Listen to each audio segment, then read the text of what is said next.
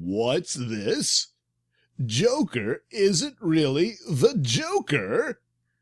Well, it's important to fully read a headline when it comes to things like this. This from Bounding into Comics. Todd Phillips doesn't fully, the key word here is fully, believe Arthur Fleck is the real Joker. Well, that's one of the questions left by the film in and of itself, which is extremely not just suggestive, it's flat out the evidence is there, that a lot of this may not have happened. It's through the lens of Arthur Fleck himself. And there's plenty there to show almost a bookend of him that the entire time he's really in the asylum. And he's relating this story. And then there's the I think at some, to some extent, that you have this, late 70s, early 80s era of time depicted here. And yet at the end where the differences in style and some, it's subtle, it's very subtle in it, but in the room, in the asylum where he's talking to the therapist, she looks more contemporary than the therapist he talked to at the, the one he visited, whichever social service place it was. And she's more, of course, she fits the surroundings of that era. Whereas in that brief scene, I just think it looks like that, to where he's fantasizing about this era. Now, it might be a time from his childhood when he was, as young as Bruce Wayne is in that scene there. And that's the era he refers to for himself. And he puts himself there. You could also argue that he relates to that in the sense of one of the criticisms, if you will, of the film was that, well, it's just a ripoff of Taxi Driver and The King of Comedy, and he slapped Joker on it. Yeah, that's true. But the film does it so well that it's good on its own. And to go back on it, which is a criticism even I believed to be true before I saw it. I thought, well, come on, that's what you're doing.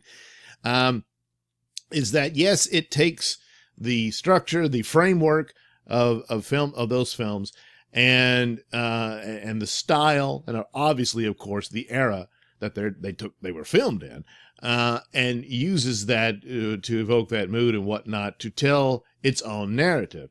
So, and then of course it takes the comic book character and puts him in there. And that's how they came about with this. But it's also this element of surrealism, I suspect here, where, you just don't know. There were some people suggest that King of Comedy is a lot like that, in the sense that a lot of the events probably didn't really happen. It's only through the mind of the character, especially the ending and whatnot. I'm not really one of those. I can see it like that. But for Joker, that's definitely the case. You just don't really know how much of this really happened. I would accept that the basic narrative of his life and how he was treated and that sort of thing is true, that there's a lot of truth to that. But it's still, the questions remain, and they always will. You just don't know. And considering the case of the mental status of the character, he probably doesn't even really know. The Joker's wild. So, is he actually flat out lying? Or he's lying to himself, and that's how that plays out with these scenarios that the film does, and the film does well. But it's not just a subtle suggestion. It's flat out there, obviously, with the relationship that he fantasizes about with the woman there.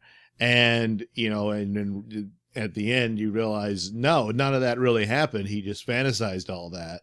And she only met him once in the elevator.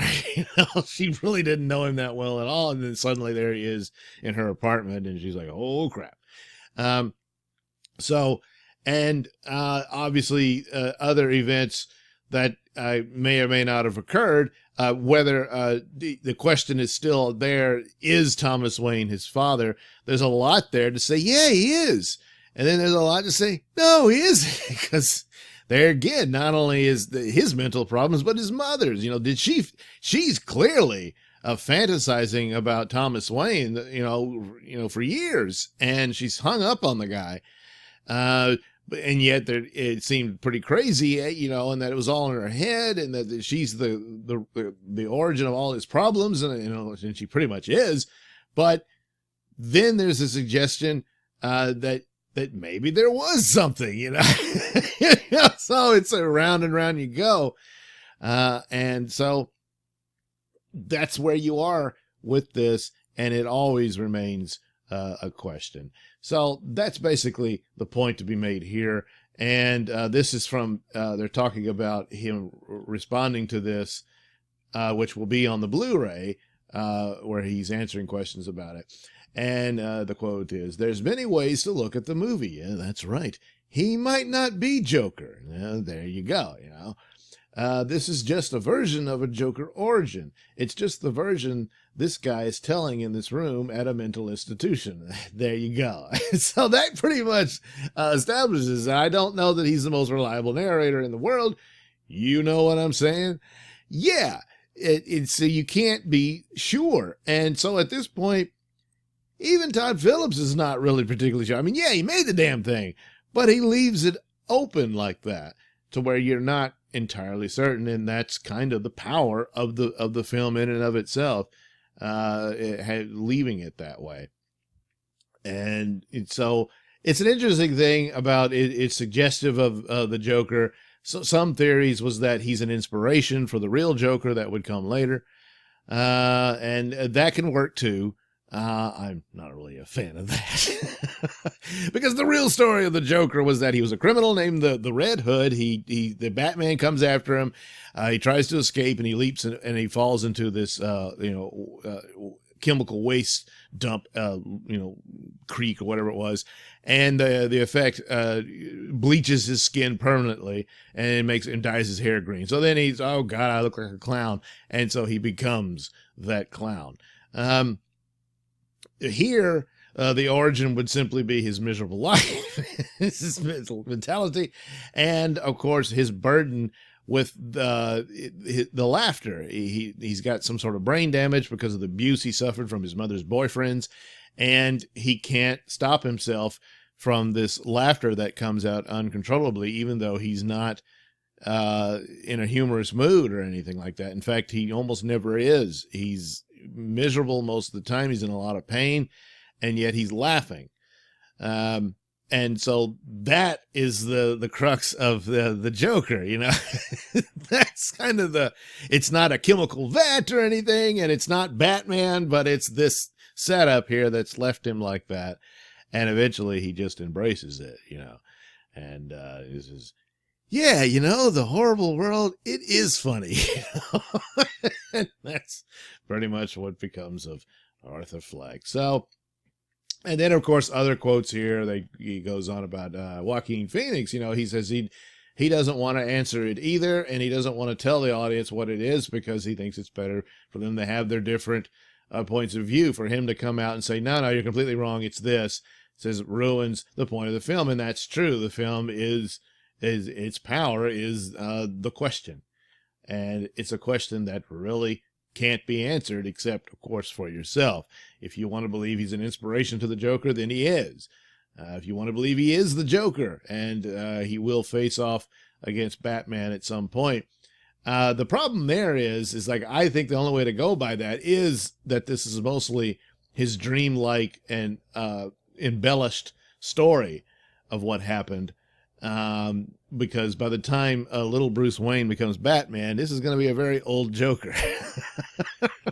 It'll be a short career, and he won't be able to stand up for very long against that kid. So you'd have to sum up that he was much younger when these events happened, if they happen at all in that era, and that this is how he embellishes his own story, and that these events probably did happen to him in some form or fashion, but not in the way that you saw it, and not certainly in that era, if this is to be the Joker and that kid is to be Bruce Wayne who becomes Batman, and that's how that could work. But that's the nature of the film, and that's how it leaves it up for you. And again, that is the power of it and the fun of Joker. So the Blu-ray will be available on January 7th, so I'll get mine. I know you'll get yours too. Oh, yeah. So, of course, Joker is one of these where a guy like Todd Phillips said, well, the superhero movies dominate everything. How can I do a film that I'm really interested in that, when a lot of the other genres or styles or types of films, if you will, just can't compete with it? Well, a lot of them just weren't that great. There's other genres of film that were starting to stink, most notably comedy, which he, of course, referred to in earlier interviews as to why that's the case. And so the only thing keeping Hollywood afloat are the superheroes. And there's a lot of people griping and groaning about it, but when they go, what else have you got? But Phillips here found a way. Now, can you keep doing this? Well, you got to have that strong narrative and ideas for it that they had here for Joker in order to do that. You can, if someone has the talent and skill to deliver it, and you can do that with Lex Luthor or Two-Face or something like that. You could, but eventually that too becomes a repetitive gimmick, and soon it's going to sour. And I suspect it'll probably sour very quickly. But if there's the cool, idea and the thing that really clicks it in, then more power to you. And that's a way for people to work within the comic book superhero genre in ways that most people wouldn't have guessed at the outset. But so there you go. Joker, still on the minds of the populace. Yeah. Thank you for watching and listening. Say, why not like and subscribe, and check out that link description below. That'll take you to my many stores that have plenty of goodies for you. Yeah, that's right, you. Plus, there's a link to my podcast, The Mr. Nailsin Show, on RadioMisfits.com, and a link to that other video platform where you can find my videos at BitChute.com. That's the Mr. Nailsin channel on BitChute.com.